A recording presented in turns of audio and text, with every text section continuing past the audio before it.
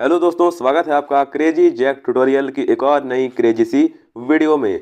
मैं हूं गौरव और आज की इस वीडियो में मैं आप सभी लोगों को सिखाने जा रहा हूं कक्षा 10 के गणित से प्रश्नावली 5.2 के क्वेश्चन नंबर 13 को। दोस्तों, जो क्वेश्चन है वो बहुत ही ज़्यादा इंपॉर्टेंट है क्योंकि इस तरीके के क्वेश्चन अक्सर बोर्ड एग्जाम्स में पूछे जाते हैं। तो आप इस वीडियो को पूरा एंड तक केयरफुली जरूर से देखना। देखिए, क्वेश्चन नंबर 13 में हमें कहा जा रहा है कि 3 अंकों वाली कितनी संख्याएं 7 से विभाज्य होंगी, यही पूछा जा रहा है। अब आपसे बताओ कि 3 अंकों वाली संख्याओं से क्या समझते हो? 100 से शुरुआत होती है ना 3 अंकों वाली संख्या। आप सभी एक बताओ, क्या ये 3 अंकों वाली संख्या है? बिल्कुल नहीं। 3 अंक होने चाहिए, तो यहाँ पर 3 अंक, यानी कि सबसे जो छोटी 3 अंकों वाली संख्या होगी वो क्या होगी दोस्तों? 100 होगी। 100 होगी और उसमें एक शर्त दी गई है। क्या दी गई है? कि 7 से विभाज्य भी होनी चाहिए। तो हम क्या करते हैं कि 100 लेते हैं और 100 को 7 से भाग दे देते हैं। कैसे भाग देंगे? देखिए, इधर 7 लिखेंगे और इधर 100 लिखेंगे, भाग दे देंगे। 7 एकम 7, कितना बचा? 3 बचा। आगे 0 लगा देंगे और 7 चौक 28 होता है, तो ये 28 आया, बचा 2। इसके आगे भाग नहीं जाएगा, यानी कि ये 2 शेषफल हमारा बच गया। ठीक है, तो इस प्रकार से ये हमारा आ चुका है। ठीक है, तो अब देखिए, ये सीधे सीधे तो भाग नहीं गया है ना, कि 14 बार में 100 आएगा। मतलब कि अगर हम 7 में 14 से गुना करके 2 जोड़ दें तो हमारा कितना आता है? 100 आता है। ठीक है, यानी कि 7 को 14 से जब हम लोग गुना करेंगे, यहाँ तक क्या है, ये संख्या जो है वो 7 से विभाज्य है।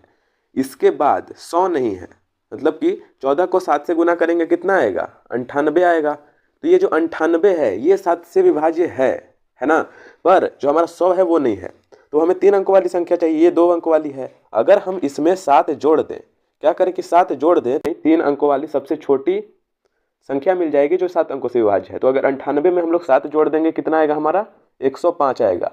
अब ये जो 105 है ये हमारा 7 से विभाज्य होगा, यानी कि इसको 7 से भाग दिया जा सकता है और एक पूर्ण संख्या आएगी। सिंपल सी बात। अब देखिए, अब एपी का जो पहला पद है वो हमें इस प्रकार से मिल जाएगा। अब हमें अंतिम पद भी चाहिए। अंतिम पद सबसे लास्ट संख्या कौन सी होगी जो 7 से विभाज्य है? चलिए निकालते हैं। सबसे 3 अंकों वाली सबसे बड़ी संख्या क्या हो सकती है? आप लोग कहोगे कि सर 999 होती है, 999 होती है। 999 को हम लोग 7 से भाग करके देखते हैं। ठीक है, 7 से भाग देते हैं तो 7 एकम 7 जाएगा।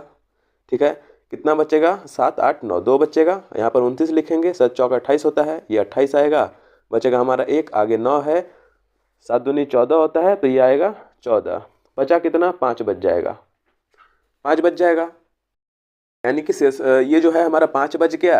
अब हम लोग 142 को अगर 7 से गुना करें तो वो संख्या मिल जाएगी जो 7 से विभाज्य होगी, उस संख्या में 7 से भाग पड़ेगा।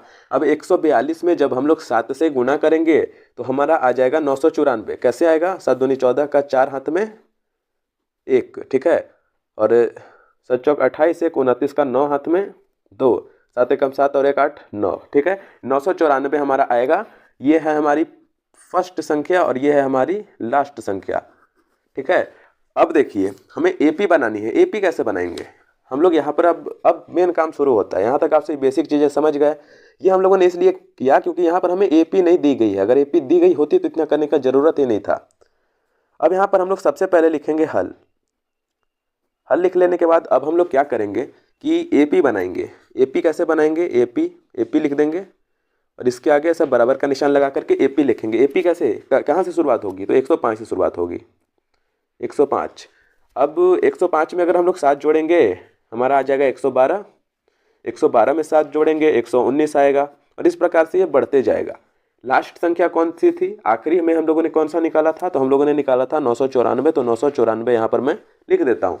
यहाँ तक आप लोगों को सारी चीज़ें समझ में आ गई होंगी, आई होप। ठीक है, अब देखिए दोस्तों, इसके आगे हम लोग जो एपी में बेसिक चीज़ें होती हैं उनको लिखते हैं। अभी आप लोग सोच रहे होंगे ये क्यों लिख रहे हैं, हमको बेसिकली निकालना क्या है? तो हमें निकालना है कि कितनी संख्याएं, यानी कि हमें एन निकालना है। अगर आपको नहीं पता है कि ये एपी ये सब क्या होता है तो आपको मैं आगे बताऊंगा। एपी का मतलब होता है समांतर श्रेणी, यानी कि इसके और इसके बीच में समान गैप होगा और इसके बीच में भी समान गैप होगा। क्वेश्चन नंबर 13 देख रहे हो, आप लोग को एपी बताने की जरूरत नहीं है मुझे। ठीक है, अब देखिए, अब हम लोग क्या करेंगे कि सबसे पहले बेसिक चीज़ें लिखेंगे। क्या लिखेंगे? सबसे पहले एपी में ए लिखेंगे। ये मतलब क्या होता है? पहला पद, पहली वाली संख्या। 105 है तो 105 यहाँ पर मैं लिख देता हूँ। दूसरी चीज़ हम लोग लिखेंगे, क्या लिखेंगे? दूसरी चीज़ हम लोग लिखेंगे दोस्तों डी। डी मतलब होता है सार्वंतर, यानी कि इसके A2 दूसरे और पहले पद के बीच का अंतर कितना है? 7 है, ठीक है। और AN भी लिख लेते हैं। AN मतलब होता है लास्ट पद, यानी कि अंतिम पद कितना है? 994 है तो 994 यहाँ पर मैं लिख देता हूँ। हमें निकालना क्या है? हमें निकालना है N को क्वेश्चन मार्क में छोड़ देते हैं। पेज को मैं थोड़ा सा ऊपर कर देता हूँ, इतना तक कर देते हैं, ठीक है। अब इसके आगे का हम लोग सॉल्व करते हैं। बहुत ही सिंपल सा क्वेश्चन है और ये आता है हमारा 3 से 4 मार्क में। मतलब बोर्ड्स पर मार्क डिपेंड करता है। जैसे यूपी बोर्ड है वहाँ पर 4 नंबर आता है, झारखंड बोर्ड है वहाँ पर 3 नंबर आता है, ठीक है। इस प्रकार से होता है। क्वेश्चन बहुत ही ज़्यादा इंपॉर्टेंट है। अब देखिए एन हम लोग को निकालना है। एन कैसे निकालेंगे? हम लोग एक सूत्र लगाएंगे। आप सभी ने एक सूत्र पढ़ा होगा, नहीं पढ़ा है तो मैं आपको बताता हूँ। हम लोग लगाएंगे एन का सूत्र, अंतिम पद का सूत्र, यानी कि ए प्लस में n-1 इंटू डी वाला सूत्र बराबर में एन लिख देंगे। यह हम लोगों ने इसलिए किया क्योंकि हम लोग को एन निकालना है और एन हम लोग को दिया गया। जब दिया गया हो तो उल्टा लिख देते हैं सूत्र, ठीक है। अब देखिए, अब हम लोग कुछ नहीं करना है, जो वैल्यूज़ दी गई हैं उनको बस लिखते जाना है, पुट करते जाना है और उसको सॉल्व करते जाना है। ये देखिए ए दिया गया है हमें 105, तो ए की जगह पर हम लोग 105 लिख देते हैं। ये आया हमारा 105, इधर आप सभी बराबर लगाते जाना, ठीक है। इस प्रकार से 105 लिख दिया। आप 105 के आगे प्लस का निशान लगाएंगे। n-1 n हम लोग को निकालना है, इसको ऐसे ही छोड़ देते हैं। डी भी है हमारे पास, डी है 7 तो इधर 7 लिख देते हैं। इसके आगे बराबर का निशान लगाते हैं और एन है हमारा 994 तो इसको यहाँ पर लिख देते हैं।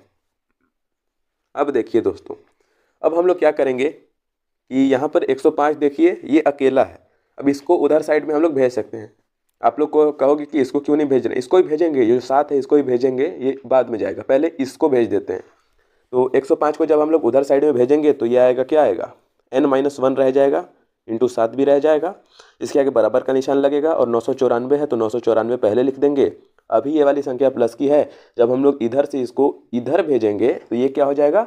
माइनस की हो जाएगी, माइनस की। तो माइनस का 105 लिख देते हैं। अब इसको घटा देते हैं फटाफट से। बराबर में आएगा हमारा n-1 इंटू 7 बराबर में 994 में से 105 को हम लोग घटाएंगे तो हम लोगों को मिलेगा हमारा, आइए घटा लेते हैं। देखिए पहले ये इसको इधर उधार देगा, ये हो जाएगा 14। 14 में से 5 घटाएंगे, मिलेगा हम लोगों को 9। ये अपने आप में 8 बन गया था तो 8 में से 0 घटाए 8 ही बच जाएगा। और 9 में से 1 को घटाएंगे, ये अपना 8 बच जाएगा, यानी कि 889 हमारा आ चुका है। n-1 इंटू 7 बराबर में 889 आ चुका है। अब देखिए दोस्तों, अब इसको हम लोग और भी आगे हल करेंगे। कैसे करेंगे? ये जो n-1 है ना, इसको आप सभी छोड़ दो पहले, ठीक है। n-1 को छोड़ दो, n-1 एज इट इज रहने दो। इसके आगे बराबर का निशान लगाओ और 889 कर दो। अभी ये संख्या गुणे में है, इधर जाएगी भाग में जाएगी।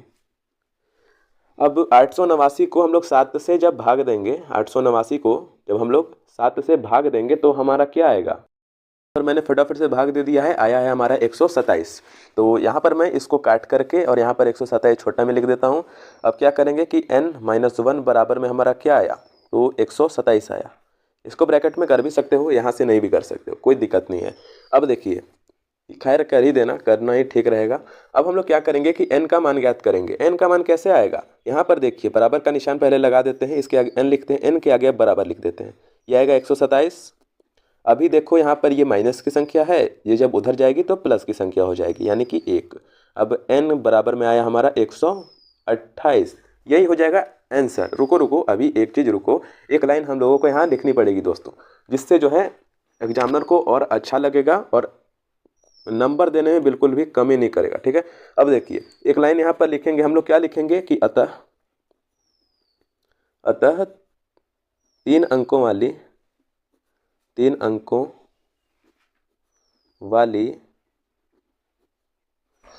128 संख्याएं